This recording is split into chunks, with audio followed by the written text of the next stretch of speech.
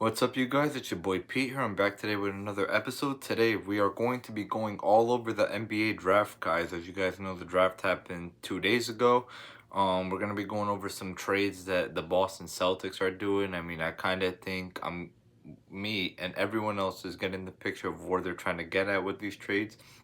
So this is pretty much what we're going to cover. We're going to cover some draft picks, what I thought of the picks, some of, the player comps of what they could or could not be, etc. So we're going to get right into it, guys. So let's go. Okay. So as you guys know, the number one pick in the NBA draft was the Dallas Mavericks. Obviously, Adam Silver got them that pick as the ninth seed because it was part of the Luka Doncic agreement from when they sent him to the Lakers. It's pretty obvious that Adam Silver told Nico Harrison if they missed the playoffs, he'll get them Cooper Flag, and that's exactly what happened. But that is beyond the point, though. Let's just go over what I think Flag could be. I think Cooper Flag has a lot of potential. He has potential to be one of the faces of the NBA. He's very talented. I think his ceiling as a player is Kevin Garnett with a three-point jumper. His floor is somebody like Shane Mattier, basically somebody who could, defend, hit shots, impact the game as a role player. And then realistically, what I think he'll be, I think he's going to be Scotty Barnes with a better three-point jumper. So yeah, that's pretty much what I think of Flag. I'll keep it plain and simple. Moving on, Dylan Harper was the number 2 pick to the Spurs. Unfortunately, the Spurs failed to acquire Giannis or Durant. The Rockets acquired Durant, and the Milwaukee Bucks pretty much said that they're not going to trade Giannis at this point.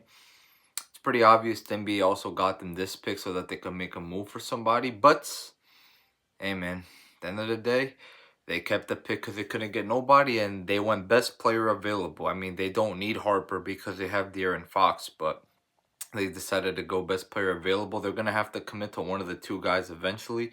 We'll see where the Spurs go moving forward. But what do I think of Dylan Harper as a player? I think he is very good. In my opinion, his ceiling is James Harden.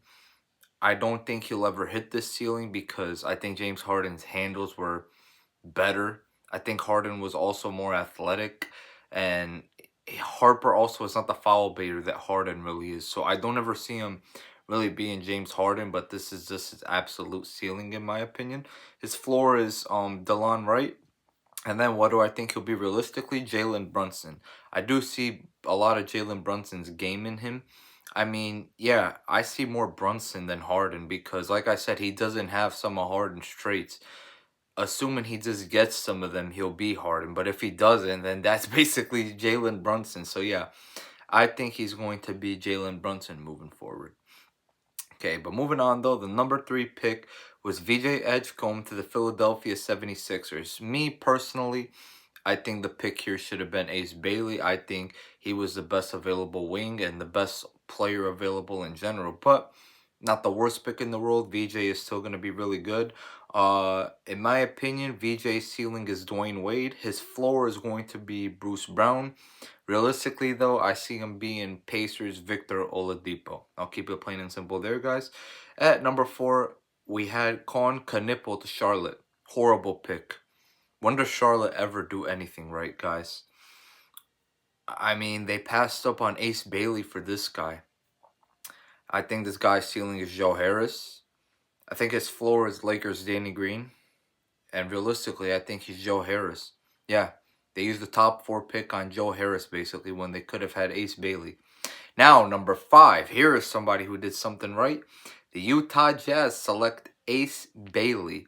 I personally think Ace Bailey is the 3rd best player in this draft with the potential to be the 2nd best over Harper, potentially. But I think he's 3rd. He's personally my favorite player in the draft also. What do I think of this guy? I think his ceiling is Kevin Durant. Chances of him ever hitting this are very low, though, because he's not as tall as Kevin Durant. And obviously, Kevin Durant's offensive game is damn near flawless. The chances that Ace ever manages to become this good are very low, but this is his absolute ceiling, in my opinion. His floor is Michael Porter Jr. I think At worst, he's going to be a guy that could hit a bunch of contested spot-up jumpers. But with defense, of course. Michael Porter Jr. with defense. Because Ace could defend pretty well. Michael Porter Jr., I don't even think he could defend me. So, yeah. I will say Michael Porter Jr. with defense is his floor. Realistically, though, I see him being Paul George, realistically. But I do want to say this, though. He's going to be better than Anthony Edwards. I do want to say that. By year 3, I expect Ace to absolutely blow Ant out the water, guys. So, yeah. But, anyhow, that's pretty much what I'm going to cover for the draft. Just the top 5 picks. I'm not really going to get into any of these other guys. I do want to go over some of the Boston Celtics trades, though, here, guys, right? So, they made 2 trades this past week. They sent Kristaps Porzingis to Atlanta for George Niang and a 2nd-round pick. They sent Drew Holiday to Portland for Anfernee Simons. In my opinion, these are both W deals for Boston. You know, as you guys know, they're not contending next season. Jason Tatum probably isn't going to play. So they're pretty much prepping for the 26-27 season for when Tatum's coming back. So this season's pretty much just going to be all about, okay, what is the best team we can have for the 2027 season when we'll be contending again.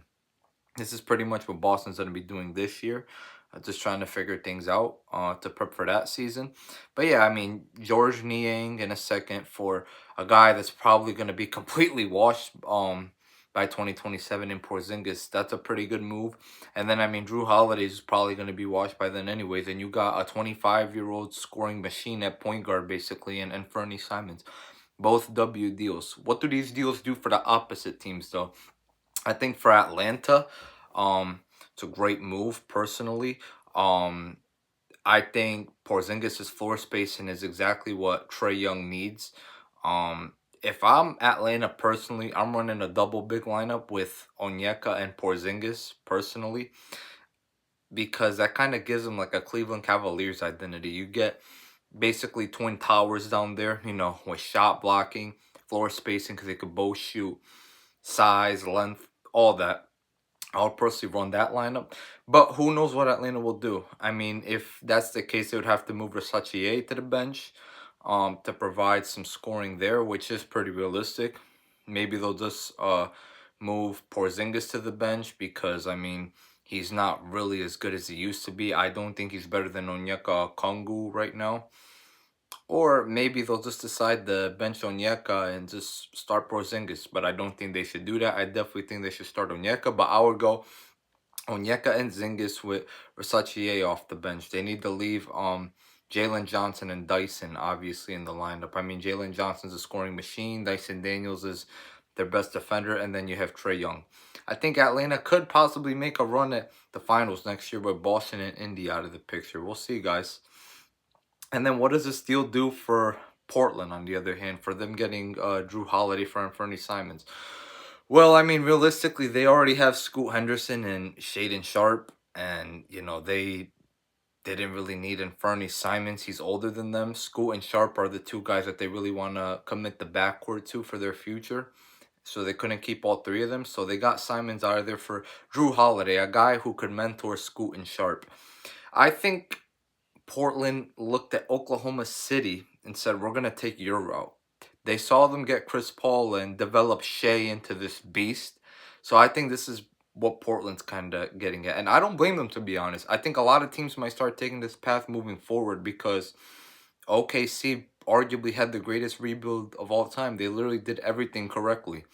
So, yeah, guys, I think this is a pretty good move on Portland's end. So, yeah, I don't really think anybody took a L with these deals. I think Boston got W's. I think Atlanta took a W. And I think Portland got a W as well.